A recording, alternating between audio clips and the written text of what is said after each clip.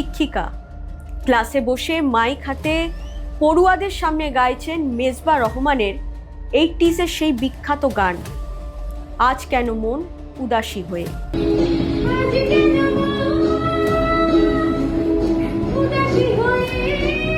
এই গানের প্রতিটা শব্দ, প্রতিটা লাইন আজ আর কেবল গান নয়, হয়ে উঠেছে প্রতিবাদের ভাষা। শিক্ষক বিউটি রানী পালকে সোশ্যাল মিডিয়ায় করা ট্রোলিংয়ের কড়া জবাব। ক্লাসঘর, স্কুল, বাড়ির ছাদ, বৈঠকখানায় কোথাও একান্তে, কোথাও নারী পুরুষ নির্বিশেষে গেয়ে চলেছেন আজ কেন মন উদাসী হয়ে।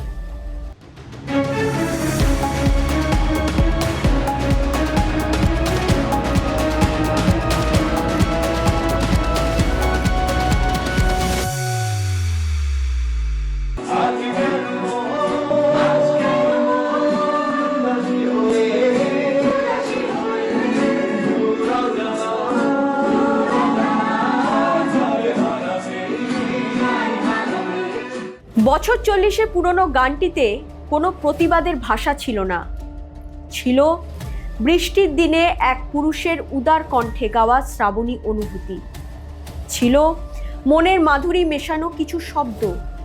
ভরা বৃষ্টির দিনে সেই পুরুষ কি ভাবছেন সে কথা তুলে ধরাই এক ও একমাত্র উদ্দেশ্য ছিল। কিন্তু কে জানতো এই গানটি একদিন হয়ে উঠবে প্রতিবাদের ভাষা। আচ্ছা, শিক্ষক মানে কি শুধুই হাতে বই, চোখে চশমা? জীবনে কেবল দুটি উপকরণ, স্কুল আর পড়ুয়া? আমাদের মনের গভীরে কি এরকম কোনো একটা ছবি লুকিয়ে রয়েছে? সবার না হলেও কিছু মানুষের হয়তো তাই। আর সে কারণেই হয়তো একজন শিক্ষিকাকে গানটির সঙ্গে নিজের ভিডিও পোস্ট করতেই ট্রোল হতে হয়। আমরা হয়তো ভুলে যাই এই পেশাগত জীবনের বাইরে সব পেশার মানুষের একটি ব্যক্তিগত জীবন রয়েছে। শিক্ষকরা তার ব্যতিক্রম নয়। আজ মেজবা রহমানের এই গানের প্রতিটা লাইন, প্রতিটা শব্দ যেন শিক্ষকদের হয়ে সে কথাই তুলে ধরছে।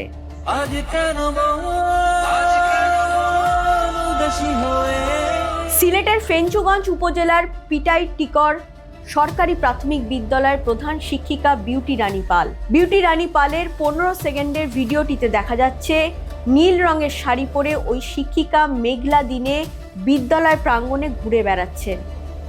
ব্যাকগ্রাউন্ডে বাজছে মেজবা রহমানের আজ কেন মন উদাসী হয়ে। ভিডিওটি বিউটি রানী তার সোশ্যাল মিডিয়া প্ল্যাটফর্মে পোস্ট করতেই শুরু হয় নেটিজেনদের ট্রোল করা।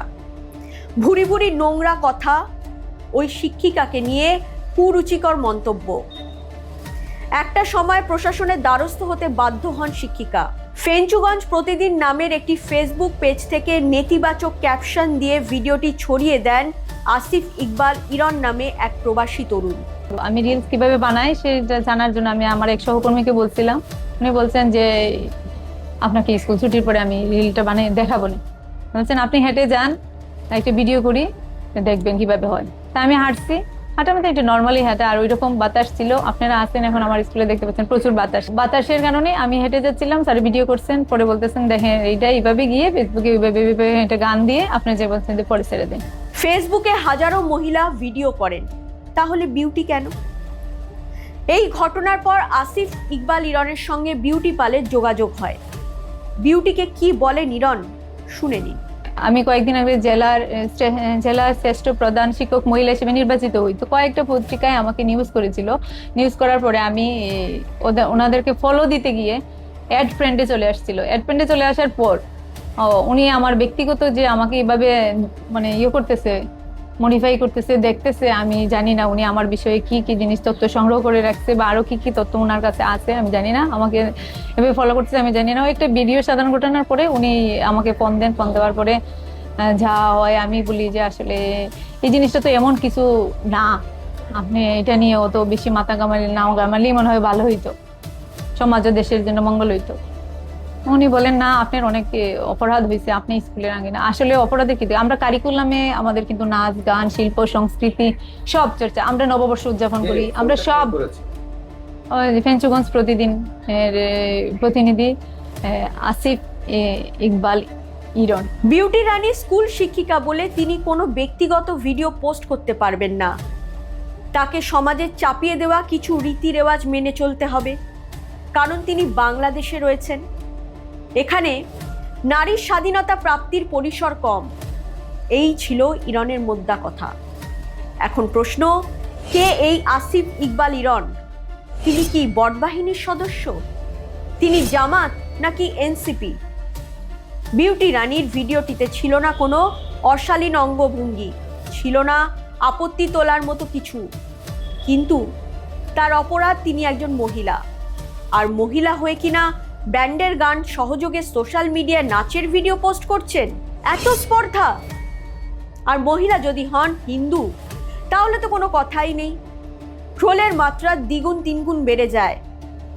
এক মহিলাকে সামনে রেখে গোটা হিন্দু জাতিটাকেই অপমান করা হয়। বিউটি রানী পালের ক্ষেত্রে একই ঘটনা ঘটেছে। এখন প্রশ্ন, কথা হচ্ছে শিক্ষিকার একটি ভাইরাল হওয়া ভিডিও নিয়ে, কিন্তু সেখানে বটবাহিনী প্রসঙ্গ আসবে কেন? কারণ ফেসবুকের মতো সোশ্যাল মিডিয়ার অ্যালগরিদমকে হাতিয়ার করে ব্যবসা জমিয়ে তোলে বটবাহিনী।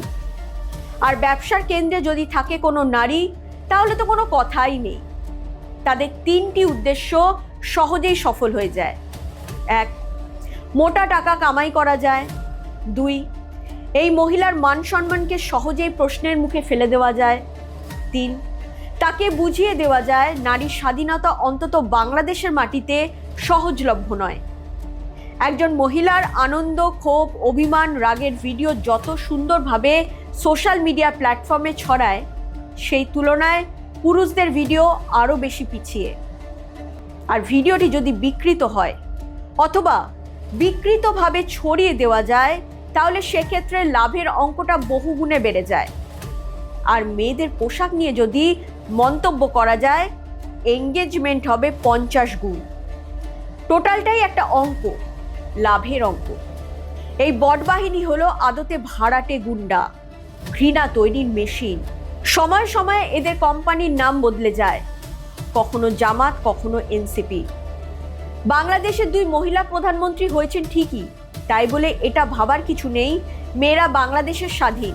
এখানে জামাত কিংবা এনসিপির নাম আসছে কেন, সেটাও একটা প্রশ্ন। কারণ বাংলাদেশে যারা কট্টরপন্থী জামাতের মতো দল করে থাকেন, তাদের কখনোই বোরখা কিংবা হিজাব ছাড়া রাস্তায় দেখা যায় না।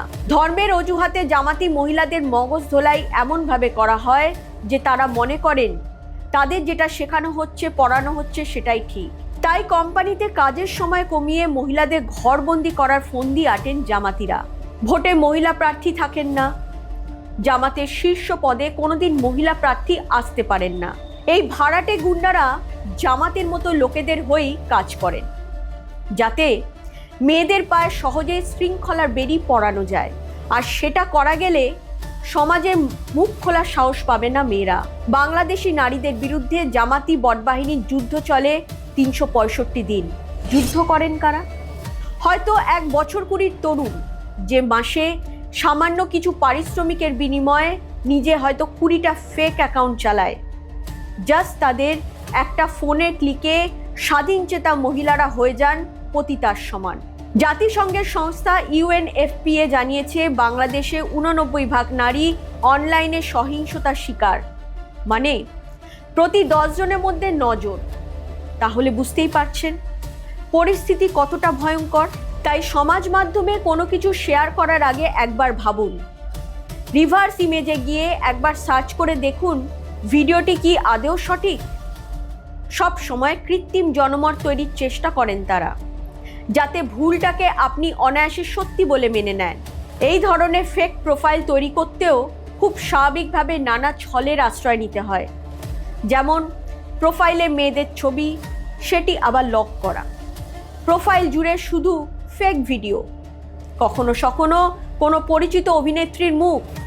কোনো বিতর্কিত মন্তব্য হলে এক নাগাড়ে রিপোর্ট করে ফেসবুকের মতো সোশ্যাল মিডিয়ার অ্যালগরিদম ঘেঁটে দেওয়া যায়, যাতে ফেসবুক নিজেই আপনার ভিডিওটি ব্লক করে দেয়। তবে এই সব ফন্দি এখন মানুষ বুঝতে শিখেছেন, তাই সমবেতভাবে দাঁড়িয়েছেন শিক্ষিকা বিউটি পালের পাশে।